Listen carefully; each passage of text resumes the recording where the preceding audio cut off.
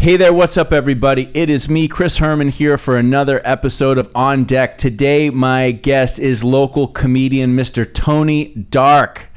Holy shit, did we have a lot of fun today. Definitely lots of laughs, a lot of good times. Tony's a really, really fantastic comic and also just a really cool human being. Enjoyed talking with him a lot and had a lot of laughs and probably could have kept going for a long, long time. So I know you're going to enjoy this one. Without further ado, here we go, Mr. Tony Dark.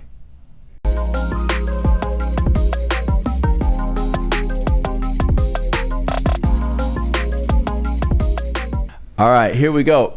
Tony, I've been looking forward to this because I think we're going to have a lot of fun in this conversation. Oh, yeah. So let's start with an appropriate introduction of you, sir.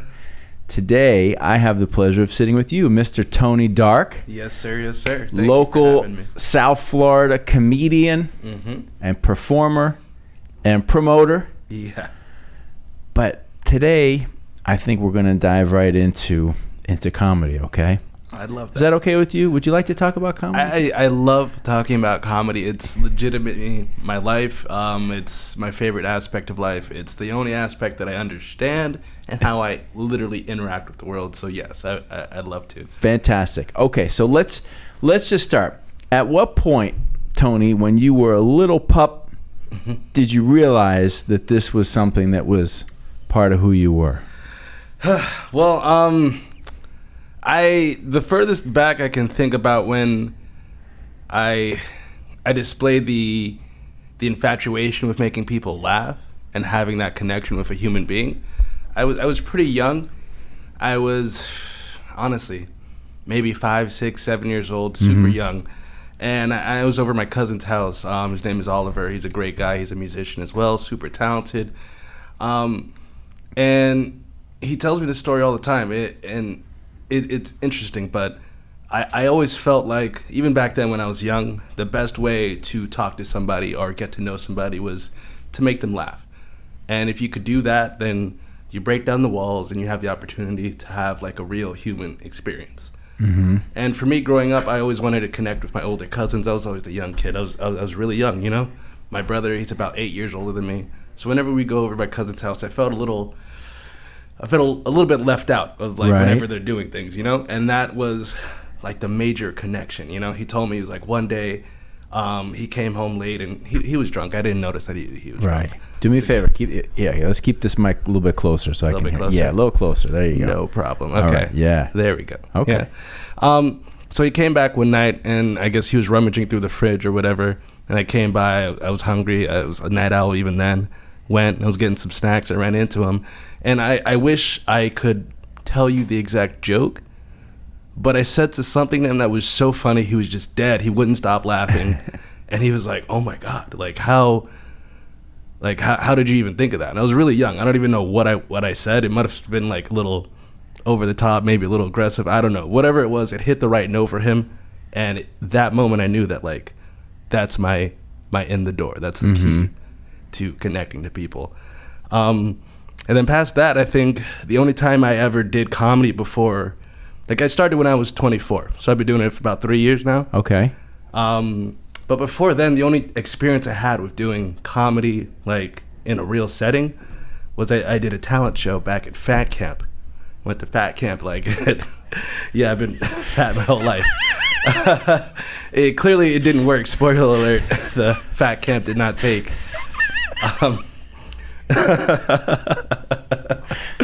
But it was great. I had a great experience. It was great. It was like one of those artsy fat camps where like they didn't use the word fat and they taught you about dieting and they did plays and stuff.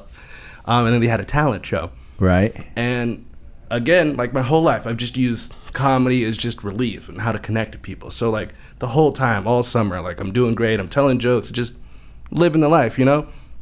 And talent show comes, everybody's like, yo, you should sign up, do some comedy, blah, say blah. And I'm like, okay, I go for it. And come day of the talent show, I'm sitting in the crowd, I'm hanging out, I'm laughing for everybody. I completely forgot like a month ago I signed up for the talent show. Had no idea. They call my name. I'm like, oh shit. Oh my God, I signed up. So like I go in, I'm flying blind, and I really don't remember the jokes I were telling, but I remember killing, and it was phenomenal. And it was one of the best sets, I think, even now, that I've had in my life. It was just generic. It was improv, just off the cuff. Right. And I don't know why. I did not have an urge to hit back. I didn't have an urge to track back to it again. After Summer died, I went back to school. Things went to normal, and it sort of just trailed off. And then, like, obviously, kind of just want to leave everything at fat camp behind. Yeah, honestly, that's probably a big reason of it, because I was really embarrassed that I went to fat camp. It's like, wait, can I ask you a question? Who makes that decision to go to fat camp? Yeah, certainly not me. Mom and Dad made that decision. Yeah. Oh, yeah. Shit. That's like the one thing I would certainly give my dad. He's we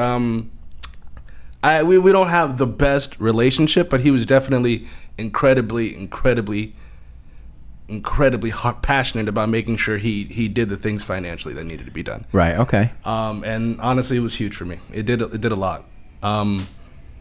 But it was their choice. I mean, I didn't think I needed to go to fat camp.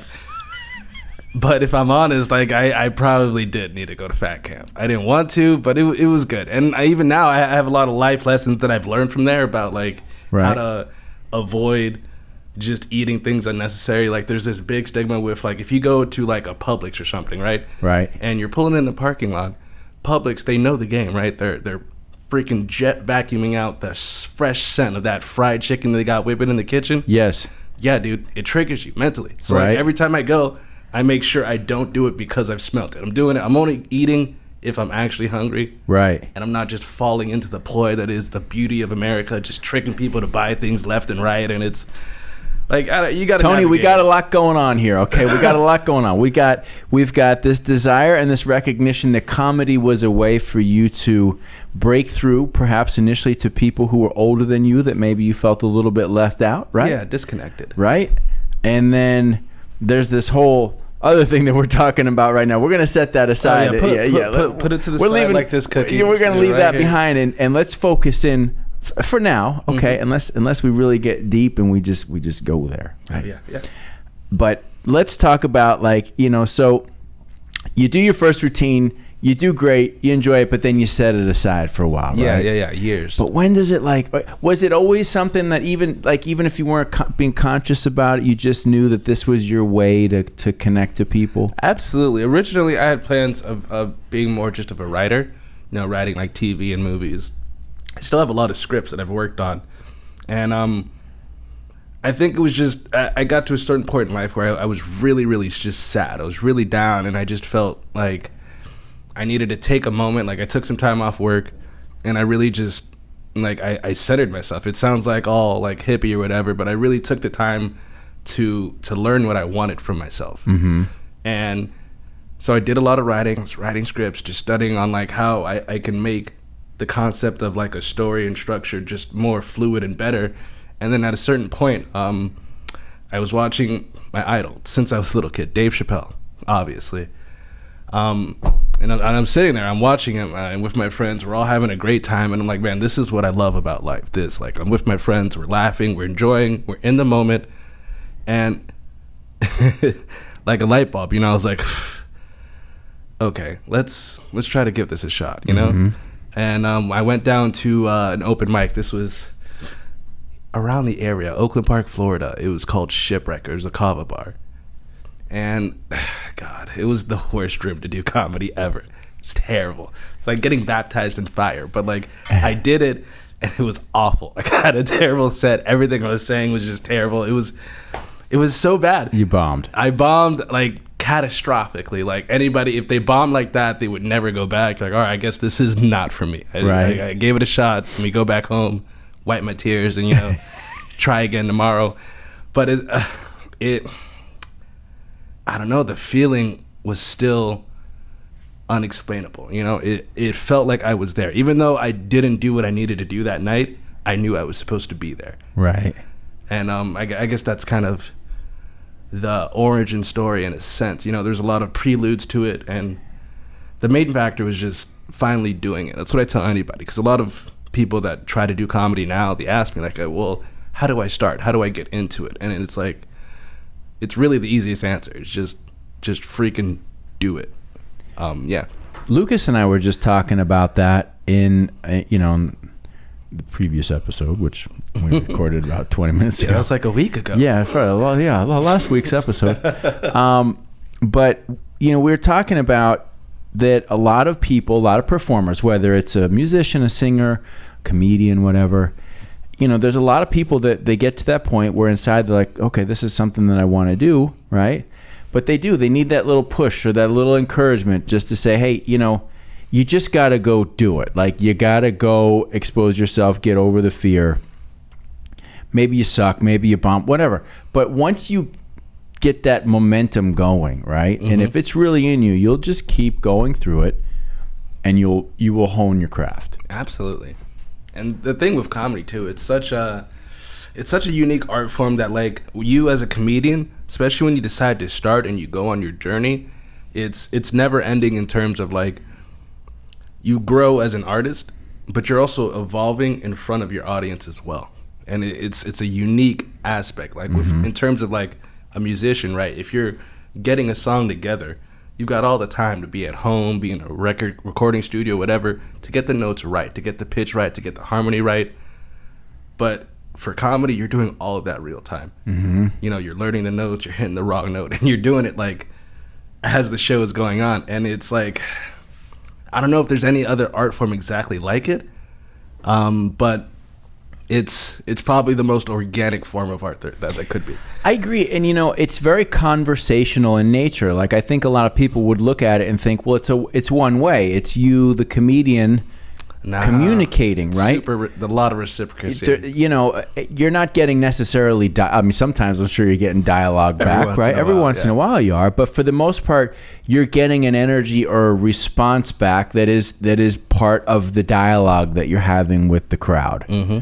And hopefully you're listening to that, you're flowing with that, what you're giving them is feeding back to you, right? Mm-hmm. And then it gives you that sense of confidence to be able to take some chances, But it's like a dialogue. Yes. In many ways, it's almost like a conversation. Like I said, for me, the biggest factor is finding the elements of the world around me and seeing how I perceive it and just sincerely feeling like people feel the same way. If there's this one note in this entire spaghetti of comical pasta, there's one flavor that we all taste and we're like, oh, that's exactly, I taste that every time, buddy. That's that connection I want from the audience is what I'm looking for every time. Do you draw like when you're writing and working on bits and what have you? Do you draw on like real life experiences and memories, or are you coming up with, or is it like, just observation of the things that are going on around you? For me, it's a combination of both. There's this quote that I like. It says that the truth is stranger than fiction. And I live by that quote because there's so much that happens in my life and I'm sure other people's lives that are just, they're good enough to just use. I don't need to make up. I don't really need to make anything up. Like, I could exaggerate a little bit, mm-hmm. But the groundwork is is rooted in the truth of things that have happened to me. Like, I have a few risque jokes that, like, people ask me all the time, "Does that really happen?" I'm like, yeah, that really happened. It comes from a place of, like, it comes from a place of honesty, man. It comes from a place of experience, and the observational aspect is always awesome. But though, like, topical jokes are, they're amazing and they're great for that connection aspect, but they don't last though, right? Like, a topical joke, right, is only going to be good for about a week or a month or so long, whereas some jokes are going to be good for decades to come, So yeah. Well, because when I think. I've got two lines of thoughts going in my head, so I'm going to go down one or the other. When I think of why I love Dave Chappelle, and the goat, he is, and I am no expert on comedy at all. I know what I like, I know what I don't like, but I know that I love Dave Chappelle, and what I like most about him is that he's very conversational in nature, right? Like, it's not bit after bit after bit. I mean, they're bits, right? But they're these sort of long conversational. And some of his greatest stuff is, you can tell he's just getting up and talking, right? Mm-hmm.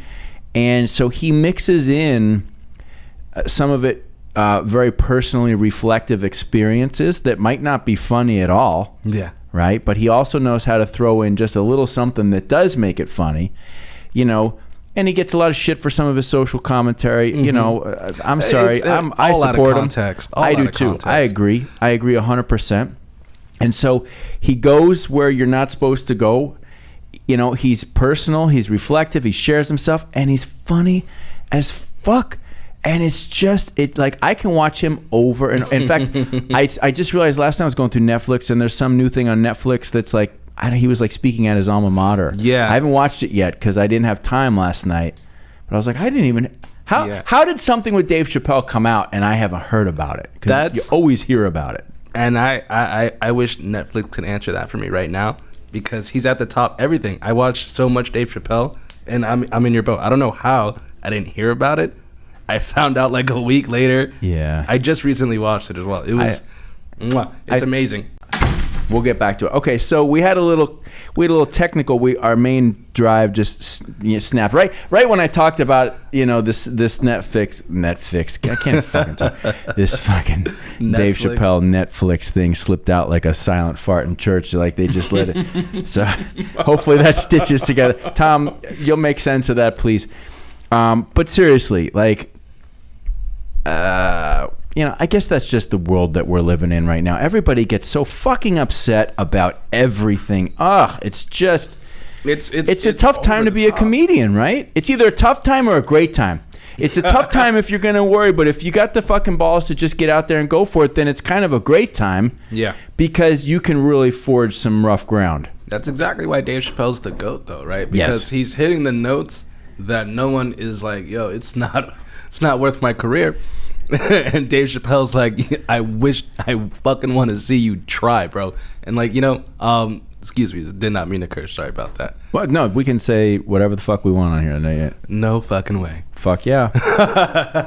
No, seriously. Yeah. Anything. It's wide open. There's no rules here. Oh, fucking awesome. Okay. Yeah. You know, we're not behaving ourselves.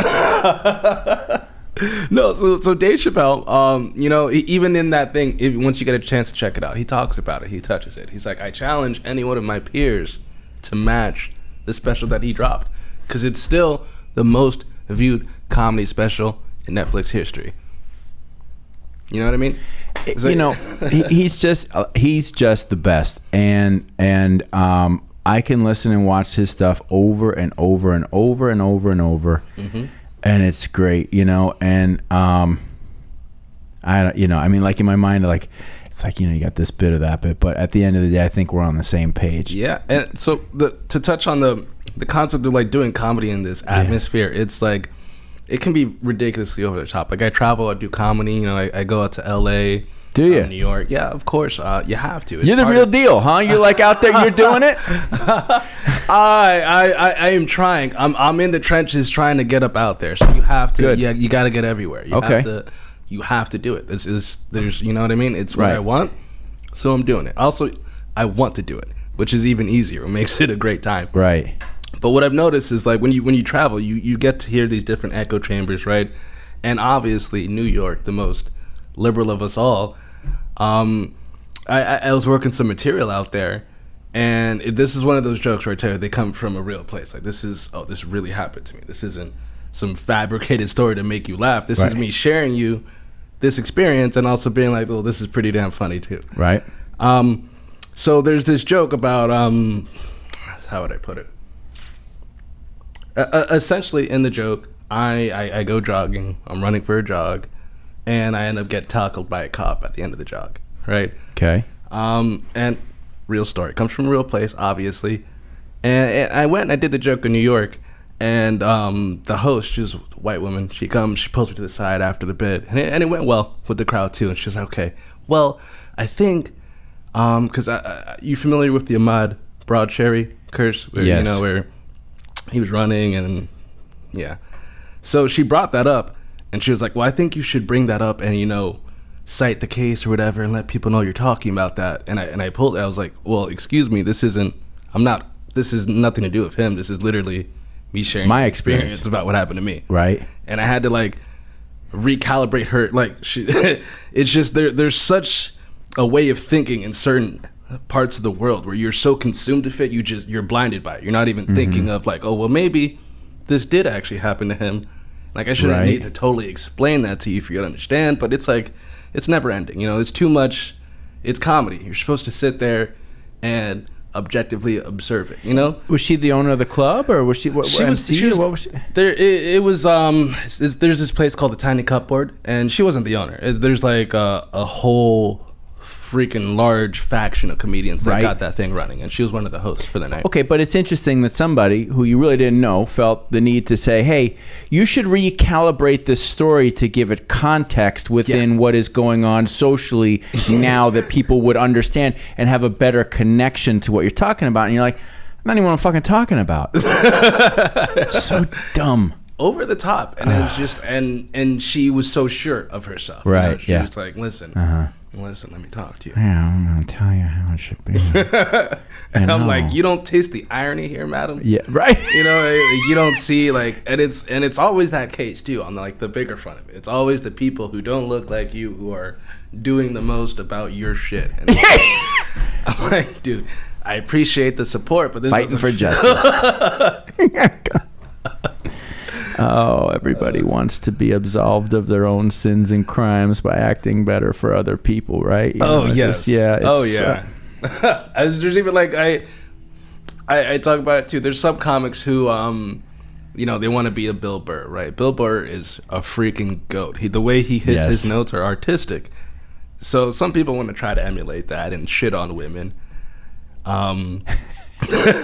In their material, and it doesn't go so well, and then they try to preface it or post with like, oh, also men are terrible, fuck men, blah blah blah. You know, they try to absolve themselves with the crowd, like have like a 15 fuck men Hail Mary, fuck men, fuck men, fuck men, fuck men, fuck men, right, and then throw in a little fuck women. Yes. But actually, but that's really what they wanted to say, right? Yeah, and then they don't make it mesh well, you know, and it's. Bill Burr can do it also, because that's what he's been doing for so long. Like, he's just, you know, like what's his right? You know, I get to do it, but you know, he's like, hey, fucking toughest job on the planet, give me a fucking break. You know, like, he's just been doing it so long. Yes. That's his thing. And like, some people can get all pissed off, but you know, at the end of the day, it's like, it's comedy. Exactly. And I hate to say it, but sometimes these observations, which everybody's like, oh, that's so wrong, or that's this or that, sometimes they're just true and funny. Yeah, 100%. Right. 100%. He's got this meme going on right now with, you know, I don't know if you follow sports too much. You know about the WNBA, Brittany. Yeah, the one who's held in Russia. Russia right now. Yeah. So, I honestly, I kind of appreciate like what I feel like I have a comedian where like social thermostats, right? Yeah. I could put my finger in the water and I can kind of tell how people feel about things. Right. And I feel like a lot of people, they're like, oh, if this was LeBron, we would have got LeBron back. And you know what? You're damn right. But it's not LeBron. Right. It's just not. That's the end of it. Like, but he's got this thing in the meme, right? It's been floating, and his quote goes on to say that we've got the WNBA. They lose money every year, and you would expect if we created a whole league for women that the hardcore feminists would be up in those fucking stadiums, filled out, painted out, dripping, screaming, whipping their tits out, going crazy. But they're not. They're just not. They're not. They're expecting. They don't want to watch it either. They're expecting the men to go to all the men's games all season long, and the women's games too. Like, guys. Yeah. Like, you know, right. And the internet blew up a flame. Obviously, like they're just like, oh my God, Bill Burr hates women. Blah blah blah blah blah. And it's just. it's some of it is just. Dude, it's beyond factually true. And the fact that it's so true is why it's so funny. It's like, why aren't you there? And why is it still our fault? Right. Yeah, right. It's our fault that women aren't supporting the WNBA to the level that men support the NBA. Exactly. Still not doing enough. You're never right, bro. It's we love him though. I've got a great partner. She's amazing. You know what I mean? Yeah. I'm married. I've got a wonderful wife. Listen, nothing but respect, but we also got to be able to call out each other's shit from time to time. And it doesn't have to be like so vitriolic or whatever. Like it can sometimes it can just be funny. Yes. And people, they just, for the life of them, they don't want it. They don't want to sit and enjoy a good joke. They want to be upset because it's the only thing that they have the ability to be upset for. Well, it's like in so many cases, it's their entire sense of meaning. Yes, dude, it's kind of embarrassing, right? Why do you not have anything? Even before I started comedy, I felt a large hole. Like I feel with comedy, that is the creamy custard filling into my soul, right? Right. I'm delicious chocolate eclair now. But some people some people are cream pies right now. Right, yeah. I'm a cream pie of a human being, and I'm delicious. Well, and some people are missing their cream filling. And even when I was missing my cream filling, I did not have an urge to seek out all this negative fuckery, dude. Listen, we're living at the most ridiculously convenient time in the history of the world. Everybody's able to sit back on their ass with their device in their hand, be connected to everything that's going on, have an opinion about everything. People work hard, but nobody's working that fucking hard. Not anymore. I started watching one of these fucking Netflix Kingdom kind of shows when people are like 500 years ago are slopping through the mud and just filthy and miserable, and I'm like, oh my God, we have it so easy, right? That's why we fetishize it so much. That's why those shows do so well. It's so true. Because you're sitting on the couch, you're like, oh man, we've come so far. Thank God. Don't know how to survive in those times, right? But now it's like, what do we got? Oh, this is wrong, and that person, these people treat those people wrong, and those people treat those. You know what? Focus on your own shit. Focus on your own shit and the people in your life. That's right. Because if everyone did that, we would all be fucking okay. Right. Yeah. But so many people, I would raise, it's not even just solely focus on your own shit. I feel like we as human beings have a duty to take care of the people around us.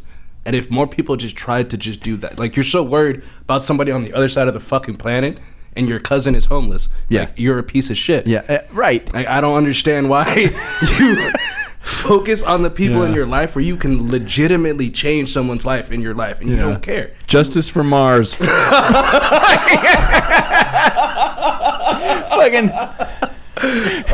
peace for Pluto. You know what I mean? What the fuck?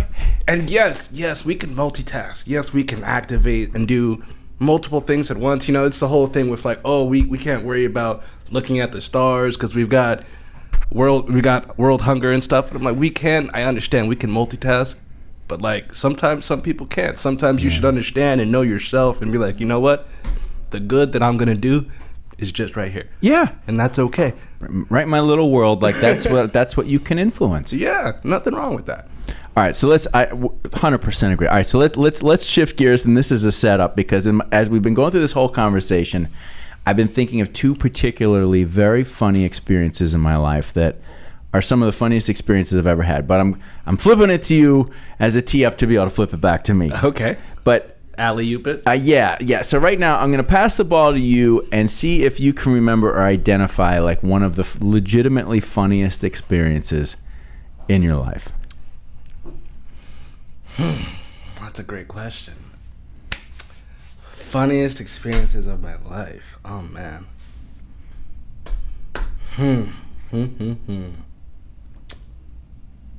Okay. It happened to me, and I'm great at laughing at myself. So I went bowling. This was like maybe like 5th or 6th grade, and it was like a summer camp trip. Like my school had this whole summer camp thing where all the school friends would go back to this summer camp during like, I don't know, August or July or whatever, for about a couple weeks. And it was good fun because like usually you go all summer, you can't see any of your friends, so it was good to see everybody. So we go, and they had like these major trips. Like he went to, one time we drove up to Disney for a couple nights, or we would just go bowling, or we'd hit the pool, something, summery, whatever. Right. So this time we went bowling, and I have flashbacks every time I go bowling. It shakes me up. Right? I'm like, oh, okay, I hope this doesn't happen. But we go bowling, and I lie to everybody. I'm like, oh yeah, I'm great at bowling. I've been bowling the whole time. I know how to do this thing. So I get the ball, and I try to bowl. It like gets stuck in my hands a little bit, and then like I fling it, and it hops from one lane to the other lane, and I'm like, oh no, oh my god. So I sprint out into the lane to grab the ball. I grab it, and then I don't know if you know how a bowling alley works, how it functions. It's oiled up as fuck. Like I don't know why I never realized the balls just slide because it's slipperier than a motherfucker. So I hop on there. I'm on the wrong lane, somebody else's lane, and I'm literally like the comical like freaking 90s cartoon just slipping out under me. Boom! I fall. The ball falls. I'm on all fours, scrambling, trying to grab it. Everybody in the alley's laughing. I'm laughing. As somebody comes to help me, they escort me off, and it's a combination of the funniest and most embarrassing time of my life that I could think of. It was funny, traumatic, hilarious, everything, all encompassing. But that's the beauty of it, is that, like, listen, a lot of times funny shit happens, and it happens to you, right? Like, and you gotta, it's embarrassing, but you gotta kind of roll with it and see the humor in it, because that is funny. Yeah. Right? Yeah, I think that's the like you're out there. It was crazy. I still feel the right straight out of a cartoon, dude. All right, so I asked you that just so I could flip it back to myself, because I've been thinking about two things. So today is July 20th. It's my sister's birthday. Becky, happy birthday. Happy birthday, Becky. Yeah, she's 4. Well, I won't say how old you are, but you're old. Not as old as me, but you're fucking old. But it reminds me of two experiences that we had. So our granddad, my dad's dad, his name was Conrad, and he was a fucking character. Like, after my grandmother died, all of a sudden, like, he came down to Miami to live with us, and we realized, holy shit, he is fucking hysterical, right? Not like in a comedy way, but just like in a general, like, life application way. He was really funny. Yeah. So there's two experiences I can remember. So the one was, my granddad, he loved to eat, right? Yeah. Loved to eat, and he always overdid it, like, at every meal. Like, he always overdid it. But one year, my dad and my stepmom had a Thanksgiving dinner. And my dad had his, like, boss and his boss's wife. There was like 10 of us there, right? And everybody was friendly. It wasn't like a serious, like, gotta impress the boss situation, but it was still like, he's trying to put on a good show of the family at this deal. So we're sitting there, and all night long, and we're drinking a lot of wine. And my granddad's eating and eating and eating. The whole table, it's like the end of the meal. Everybody's having a fucking great time. And all of a sudden, like, we're like, look at granddad, and he's like, like burping and like kind of wheezing forward. And my stepmom Kathy's like, oh shit, he's gonna blow. She runs to the kitchen and grabs like a pot and just runs in, and all of a sudden he's just like, like, not projectile, but like all over himself, like over and over and over in front of everybody. And it's one of those things where everybody was so in fucking shock, but like laughing at the same time. And I still, like, when we're talking about comedy and all that stuff, all of a sudden, like, this image pops in my head. I'm like, just some things in life are just so legitimately funny. Throwing up is definitely funny. I that takes me back to high school.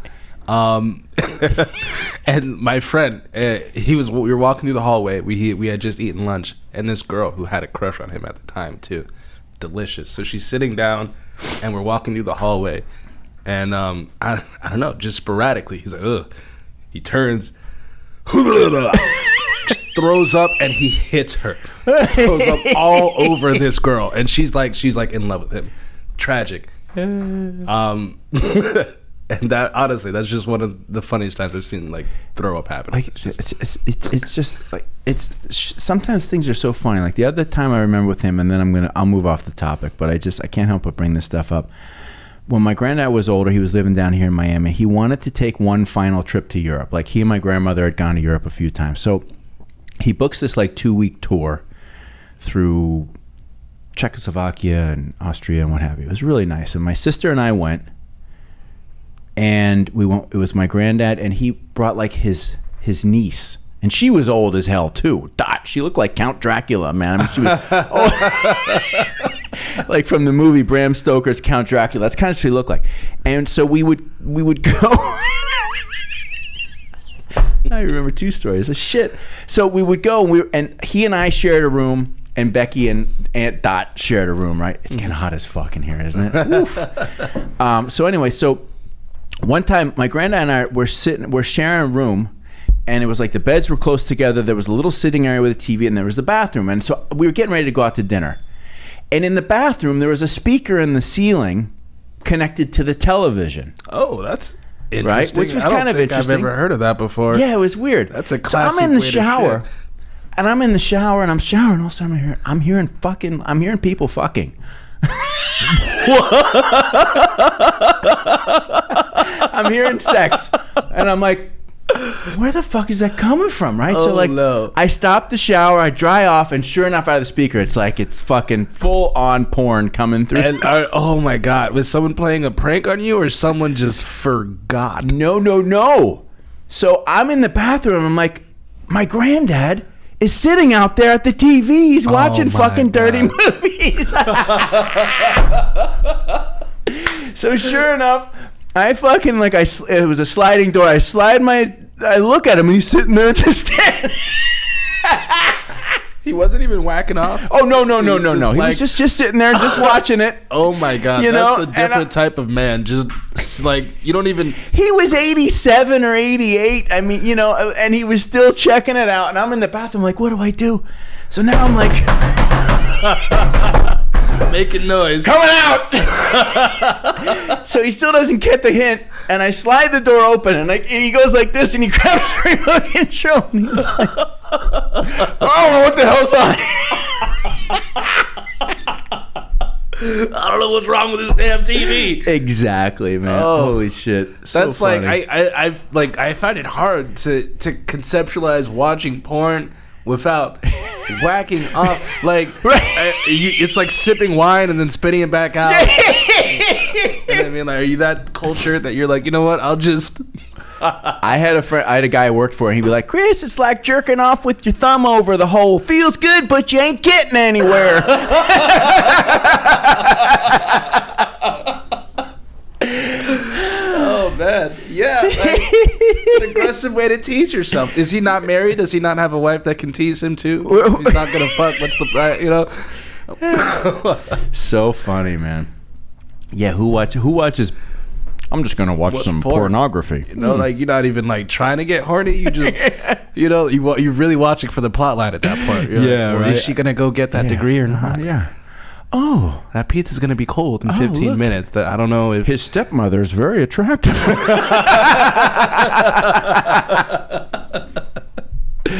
Oh shit, dude! So funny, man. So funny. God, it's fucking roasting in here. Yes. I'm dying. Are you dying over there? It's quite hot. All right. Well, we're gonna push through though, Tony. We're gonna push through because I like a good hot box. I am very 420 friendly. I feel like I get my best material is when I wake up. You know what I'm saying? I drink some water. I smoke. Oh yeah. And then that first 15 minutes of the morning is wake and bake. Wake and bake. That's where the magic happens. That's Holy where smokes. The best jokes come from. That's where the jokes that stick. That's where they fucking shop off. In the morning. In the morning. Okay. Or in the I'm more shower. productive in the morning too, but it's with coffee. I mean, it's a different thing. It's not quite as exciting. Yeah, I think with weed, everyone's brain chemistry is a little different. Honestly, everyone's unique. Even with like dietary things, like things you eat, it really matters about who you are uniquely. I wish it worked for me. Yeah, it's paranoia. It's not for everybody. Paranoia. Dude, it's tragic. It's tragic. For me, it's like as advertised, helps me sleep, gets rid of the anxiety. Everything, you're like, oh, I'm like, check. This is great. This shit is amazing. Oh, good for you. That's great. Yeah. All right, so speaking of hot boxes and what have you, like let's talk about being on the road and being in some of these fucking little, you know, I can only imagine some of them are either shitholes or just little dark rooms or whatever, like going on and performing. I was like just that, in right? New York like a month ago, and I had a couple book gigs that I did, which are dope. Like when I first started doing comedy, I could only hit like the open mics like in somebody's basement, right? And you had to pay like $15 to get in, just to fucking perform to other comedians. But that's the game. You gotta fucking do whatever it takes, man. But I still do hit those rooms regardless, because that's where the goodness happens. Mm-hmm. If you could make a room full of comedians laugh, you're fucking golden. Right. Because they don't want to laugh at your shit. Right. They want you to laugh at their shit. That's the only reason they're there. They're not even there to listen. None of that, dude. So if you're real, like, those kind of rooms are very rough. But in New York, it's all over the place. There's rooftop shows, which are freaking awesome. I like that aspect, unless it's like an afternoon show. I don't know. A fucking Heineken commercial or something up there, right? Oh, like, yeah. No, they're good vibes. Like the rooftop shows are the best. Like restaurant bar shows are nice. If you get into a comedy club, that's fucking lit. But I honestly, there's something. It's close to my heart. I do like those dingy rooms. You know what I mean? I like the dive bar rooms. I like the in someone's basement down in like fucking Bed-Stuy. I think that's where it was. Bed-Stuy. Bedford-Stuyvesant. Yeah. Okay. Yeah. Good vibes out there. Nice. Energy is immaculate. The artistry is impressive, because when you find like a really good comic out there, they're performing at a different level. You know, it's beautiful to see the hierarchy of where a human being can take the art of comedy and just elevate it. It's impressive. Like I've been watching a lot of MasterChef. Have you seen MasterChef with Gordon Ramsay? Yeah. And they take all these amateur cooks and they bring them in and they're like, well, I'm going to need you to fucking elevate your game. Take this potato and steak and elevate this shit. Right. And over the course of time, they learn the structure, and it's crazy, dude. They take potatoes and steak and they make that shit look like art. Yeah. And it's, it's, I don't know, man. I love to watch the progression of things. I love to watch the growth. I love to see things grow and expand. You know, if I think about music the same way, like all the, punk rock and hardcore bands that I used to love in high school, going into New York City and going to these shithole clubs, like little shit, stinky fucking horrible places. Yeah. And that was the best, right? Like everybody's packed in, and those are the places and I never did play them, but those are the places, if you were a musician, you wanted to play, because that's where you really like your metal was tested, right? You know, because you're like, it's a real intimate thing, and you're either creating the right energy and getting it back, or you're not, and you're gonna know like immediately. You're not going into like the lion's den to be like, excuse me. You're going, you got to go in there with all your game. Yeah. And it's a great way to get better. Absolutely. I love getting graded by the crowd. It's like working on commission. It could be rough unless you're pretty damn good at the job. Yeah, right. So it's fun. I love it. It's the most sincere way to know, like, if you're doing good or not, bro. You go on stage and they will let you know whether or not you should keep doing this shit. What does it feel like? Like, how do you nurse yourself a little bit when you bomb? Like you just if you have an off night, you're like what does that feel like? Man, that's a great question. It is. Bombing is probably the worst part of doing comedy, right? It's what's gonna separate you from knowing that this is what you want to do with your life or not. Because when you bomb like that, you really start questioning shit. You question everything. Like, is this the right job for me? Right. Like, and it's honestly, it's just perfect. Like, because if you bomb and you hate it, then you don't want to do comedy. But if you bomb and you love, like, okay, well, I learned that this joke is either used here, not ever, or like I gotta fix something. And I love looking at how I can get down to the mechanics of what went wrong. So bombing, I try to think of it like as a learning experience. Like how do I avoid that? What did I do wrong? What went wrong? How do I make this into something special again? And bombing will make it feel like it's not special anymore. It'll make it feel like, oh, like what the fuck am I doing here? But it's just staying true to it, and honestly going back to the heart of it, the mechanics, right. the timing, the cadence. Yeah, it's like you've got to bomb, you've got to go through that, right? Yeah. And then bring yourself back to life, learn from it, and then go forward, right? Like it's a necessary. Failure is such a huge part of success. Oh yeah, have to. Yeah, it's impossible to be a good comedian without bombing, and the only way to go through it is really just to go through it. Just like don't let it beat you. That's all it is. It's a perfect analogy for life, really. Even I played a lot of sports growing up too. Played football, and I think that's maybe something that sat with me too. You know, coaches are really hard about like you're gonna get knocked the fuck out. You're gonna get your shit wrecked some days. But what do? You're gonna get back up, or you're gonna stay on the ground. You know, and it almost seems oversimplified. Right. But I kind of like it like that, you know? I got knocked down. I'm either going to lay there or get back up and get faster and stronger, come back next week for game time and do it again. Right. You know? Can I tell you the joke that I tell my wife that bombs every time I tell her? And then you could tell me if it sucks? Hell yeah. And then I usually hate doing jokes outside of the atmosphere of comedy because it's super... There's a psychological aspect of comedy as well. But I'll give you one too. All right, here. Okay, good. All right, yeah, because I know like telling jokes isn't really comedy, but here's a joke that I've told my wife on multiple occasions. It bombs every time, and I laugh.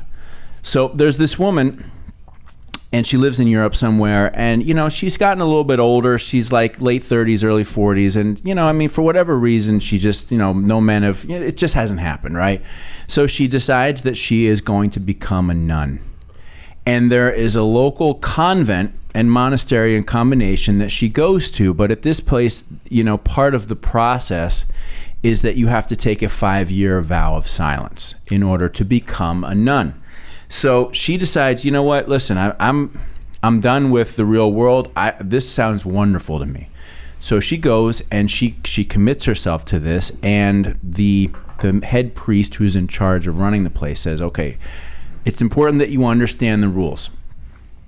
You have to take this vow of silence, but once a year, we will get back together, and you are allowed like one sentence,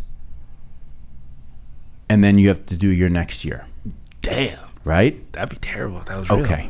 So she goes, she gets it, and she gets into life there. So the first year passes, and when she goes to her meeting, priest says, Sister Mary, do you have anything to say after your first year? And she says, yes, the bed is hard. And he goes, okay, well, we'll get you a softer bed. Thank you.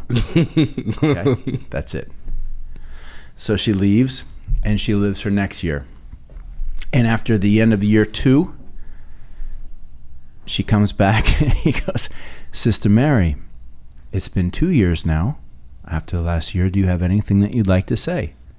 And she says, yes, the soup is cold. And he goes, okay, well, we'll make sure that you have hotter soup from this point forward. Okay, so now she's moving into year 3. And at the end of year 3, she comes back, and Father says to her, Sister Mary, you just completed your 3rd year. Do you have anything that you'd like to say? And she goes, I quit. And he goes, thank God you've done nothing but fucking bitch since you got here.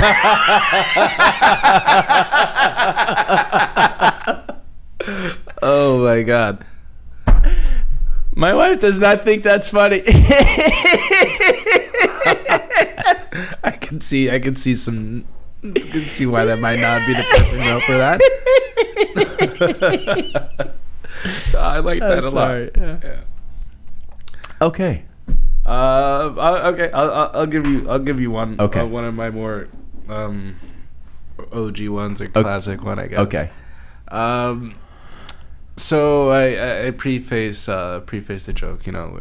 This is a whole section about talking about dating, and I'm single. So, I'm back in there, like, well, not single right now, but Right. So I made the material when I was single. Anyway, so I'm single, blah, say blah, I'm doing my thing. I'm out here in these streets and I'm dating, and I hear the same thing over and over with the ladies that I happen to have the opportunity to date. They look at me and they say, "Hey, Tony, I really like that thing you got going on there. I like that dad bod." And I look back at him and I tell him, I don't know if this is really a dad bod. I think this is much more of a father figure.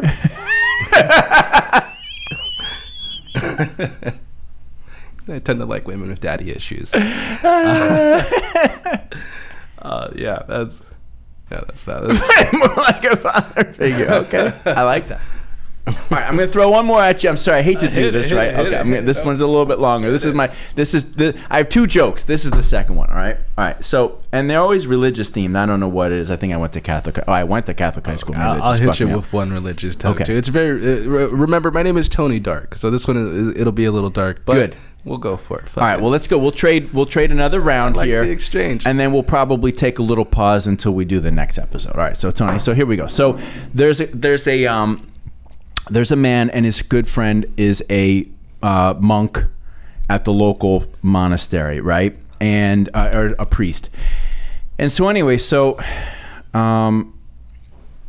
the priest and his friend go out fishing on the lake on the property of the monastery. And they've been out there all day and they haven't caught anything. And the priest and the friend, they've just been hanging talking, but it's getting to the end of the day, the sun's setting.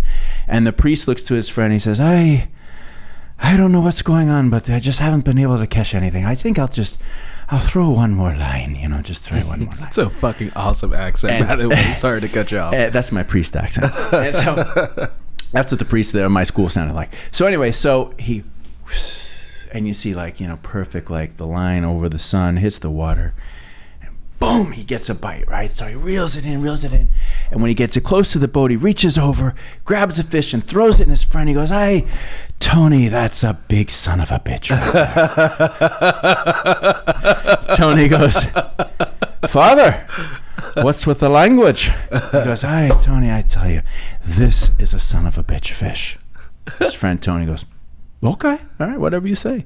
So they row the boat in, they part ways, and Father takes the fish up to the monastery, and he walks into the kitchen, and he gives it to the nuns. He says, "Nuns, I caught this son of a bitch, and I want you to clean it." And of course, their reactions are saying, "Hey, Father, what's with the language? I assure you, sisters, this is a son of a bitch fish." So the sisters, okay, so they clean the fish, they take it to the other side of the kitchen, they bring it to the monks, and they say, "Monks, Father caught this son of a bitch, and you need to cook it." And the monks go, "Sisters, what's with the language? We assure you, Father caught the fish. He told us it's a son of a bitch fish." Okay. Oh my God. So that night, they're in the great dining hall. Huge banquet table, like old medieval times almost, right? There's 20 people on either side, and the guest of honor is the Pope. And so dinner's course after course is served. Finally, the fish is served. They eat the fish. Everybody's sort of waiting with bated breath to hear what the Pope is going to say. And the Pope, he finally stops, and everybody gets quiet. He goes, "I've got to tell you, this is the best fish I've ever had." And Father's like, "Well, I caught that son of a bitch." And the nuns go, "We cleaned that son of a bitch." And of course the monks say, "And we cooked that son of a bitch." The whole rest of the room goes silent, and everybody's wondering "Oh shit." And the Pope sits there and he kind of leans forward and he looks at everybody. He goes, "You fuckers are all right."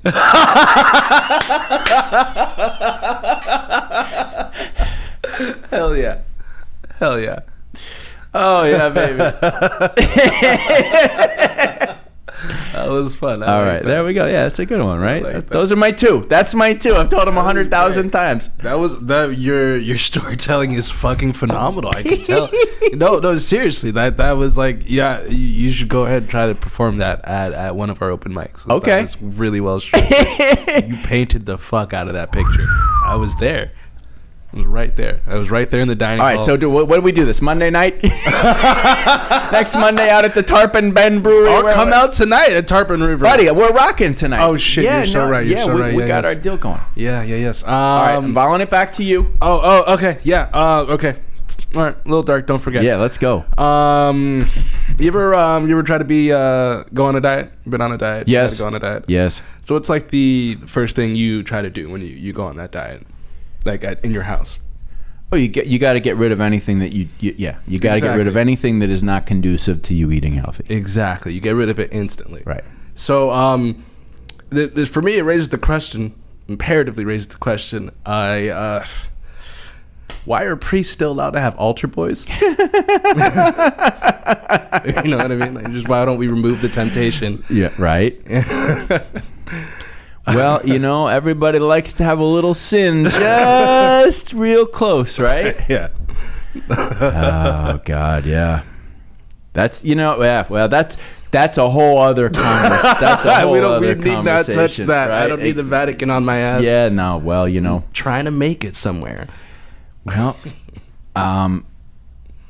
yeah, awkward pause. That's the way I do. I do the kind of jokes that put pause in your life. You're like, wait a second. Why don't we just get rid of the altar boys? I don't even know if they still have them. I mean, it is a weird thing. I was never an altar boy, but I remember. Weird situation. Yeah. No, I'm pretty sure they're still there. But I'm not saying every altar boy is in danger. No, I remember. I mean, I can see the whole routine. Yeah. I went to Catholic church and Catholic high school and all that stuff. Yeah. Yeah. Irish priests. Yeah, that accent was infallible. They had across the street. They lived in a building. It was called the rectory. That's where the priest lives. The rectory. Strange, right? That's a very not weird, okay word for right? them. The rectory. The rectory. Yeah, and they take care of all of your rectums right here. Just exactly. Let me just take a look and. And I found one night, and I'd heard rumors of this, but it's fucked up. I was on a ski team, and there was this girl on the ski team. She was cute, and so we came back, and after ski practice, we got the van, and we ended up down in the basement of the rectory making out and all that stuff. It was fucking great, good high school shit. Yeah. But their basement was literally stacked with fucking cases of Guinness and whiskey. That's gangsta as fuck. I mean, I'm not talking 4 cases. I'm talking 8 stacks, 6 feet high Guinness. Beer pong table. No, it was just dark down in the corner. Man. That's all they did is they came back across the street, and I guess they just fucking drank and then just got up the next day to educate us and teach us on the goodness of the Lord. Yeah, I mean, that makes sense. I would need a whole lot of alcohol if I was going to be a teacher. I am so bad at instructing. Those who teach, and those who do. I feel like that's so sincerely in my heart because I can't teach for shit. Can't. I have a hard time explaining what it is that I do to people. I'm like, well, you just watch and figure it out. That's what I did. Yeah. Well, you have developed your craft. You're a funny man. Oh, thank you. You're a good spirit. I've enjoyed spending this time with you. It's been a great time. And if I didn't have some calls I had to make, we'd just keep going here. Oh, no problem. Yeah. Also, should we give Funky Buddha a shout out? Is that a thing? Oh, look at that. Yes. That product placement. I didn't even recognize, but yes, let's give the Funky Buddha a shout out. They gave us a real nice supply here of beers and seltzers. You've got an interesting combination of seltzer and chocolate chip cookie. Yeah. That's got to be going well. Oh, yeah. This is like an analogy for Lucas and I's partnership. He's the seltzer and I'm the delicious chocolate cookie. You get that? Oh, I can see him in the refrigerator right now. He's rooting around. When I was digging in that fridge, I was like, "There's no way he's gonna stop the podcast, walk out. Like, what the fuck are you doing in my fridge, bro?" No. Mi casa es su casa. Oh, muchas gracias, mi amigo. All right, Tony Dark. It's been great getting to know you and spend this time together. I've enjoyed it tremendously. Fabulous. For our many hundreds of thousands, if not millions and billions of viewers worldwide. Trillions, yes, all the way through the galaxy and the universe. How can everybody find you to learn more about you and, more importantly, to be able to attend any upcoming performances you might have? You can hit me up on the Instagrams. That's the biggest tool for me right now at the moment. You could always email as well, but all that information is on my Instagram. So you could follow me at Mr.TonyDark_. Mr. Dot. Mr. Dot. Don't forget the dot. Like Right. you know, MR dot Dot. TONY DARK _. Gotcha. Yeah. Who are these other Mr. Tony Darks wandering around So the world? I'm actually in the process of getting Tony Dark trademarked. Right. I hope he doesn't see this. There's another guy named Tony Dark. He's a musician. Oh, fuck him. And on some weird sick shit, I keep close tabs on his progress as a musician because I'm secretly worried he's gonna blow up. And I'm like, dude, wait, me first, you asshole! Right. Don't you dare! Yeah, don't. So we get a trademark. All right, yeah. We're good. Okay. Tony Dark. We want Mr. Dot Tony Dark _. Yeah. Okay. I'm the only Tony Dark comedy though, so I'm the only Tony Dark who's doing comedy. Yeah. So This other guy, it's like, no. I don't know. Fuck that guy. He's going to become an accountant next week. I once hope he hears so. this. I He's gonna- pray on his downfall every day. You have Yeah. no idea. That's positive. Let me know how that works out for you, okay? Will do. All right, Tony, great spending time with you, Yes. man. Until next time, we'll do this again.